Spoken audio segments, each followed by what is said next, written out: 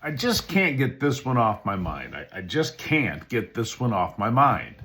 It's confusing to me on every level. And that is, what do Democrats stand for in 2025? What do they stand for? Mahmoud Khalil? Is that who they stand with? Because apparently they're protesting on the streets to keep Mahmoud Khalil in the country. He is a green card holder who came here and is an avid supporter of terrorists, of Hamas, a guy who took over the campus and led the rebellions at Columbia University, taking over buildings that were vandalized and destroyed, conflicts with police and Capitol Police and campus police and all of that. Mahmoud Khalil should be tossed out of the country. Like Marco Rubio says, if you're coming here to create problems, to protest against the American government, to promote and support terrorist organizations, we don't want you here. We don't want you here. And it's not a right that you have. It's a hall pass to be in America. It's a permission slip. That's what the green card is. It's not a blank check to do whatever the hell you want here. That's not the program, and Mahmoud Khalil should be out. Democrats supporting that? I don't know where your heads are. Tren de Aragua. Excuse me. Apparently, Tren de Aragua is something else you support. Terrorist organization. A terrorist organization that goes under the flag of being a gang, but it's a terrorist organization, terrorized apartment buildings in Denver, Colorado. Terrorized the people who lived there. You saw the videos. Armed thugs at the door, busting it in, taking over apartments, terrorizing people, taking their money, telling them when they could come and when they could go, taking over entire apartment buildings in Denver and elsewhere. Tren de Aragua has been found in, 29 states now? Something like that. As far north as Billings, Montana, Great Falls, Montana, Fargo, North Dakota. This is where Tren de Aragua has penetrated into this country. Fargo, North Dakota? Would you ever think that the gangbangers from South America would be there? No, but they are. Well, some of them have actually been returned now. Some of them have been returned to El Salvador. And they got shipped out and sent to to one specific prison in El Salvador, where all the terrorists go, where all the gangbangers go, where all of these thugs go. And President Bukele of El Salvador said, bring them on in. Pay me a small amount. We'll take care of it. High security, maximum security prison. And it's not just Tren de Aragua, it's MS-13. Some of those folks went as well.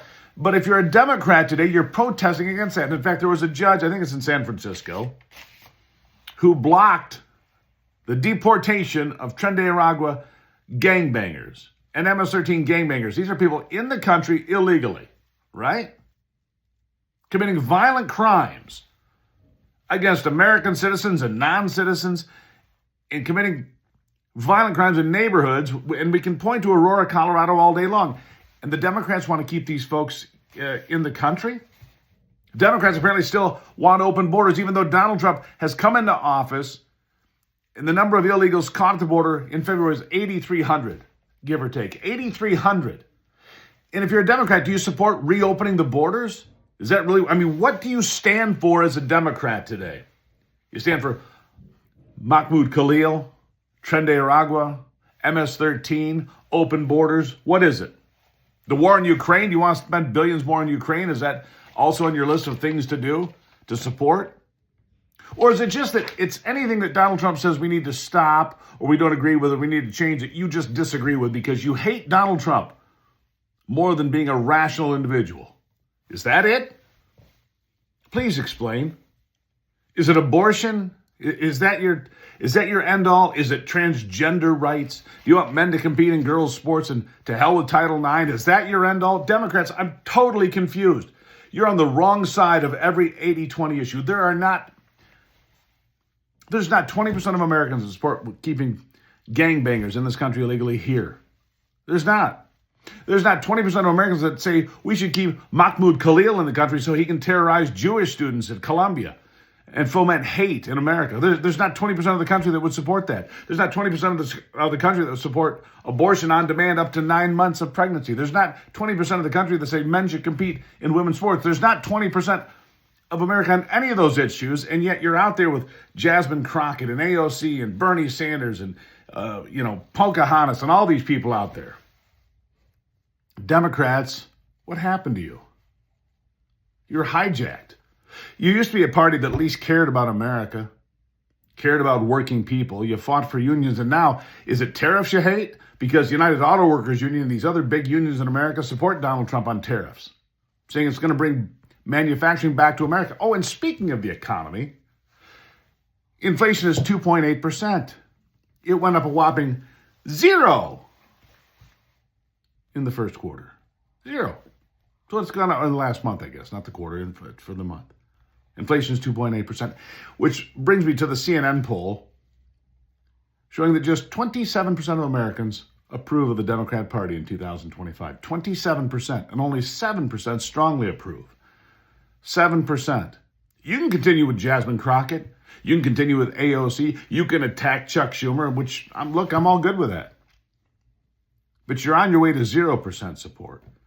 You're on your way to obsolescence, to being completely out of power and into the dustbin of history.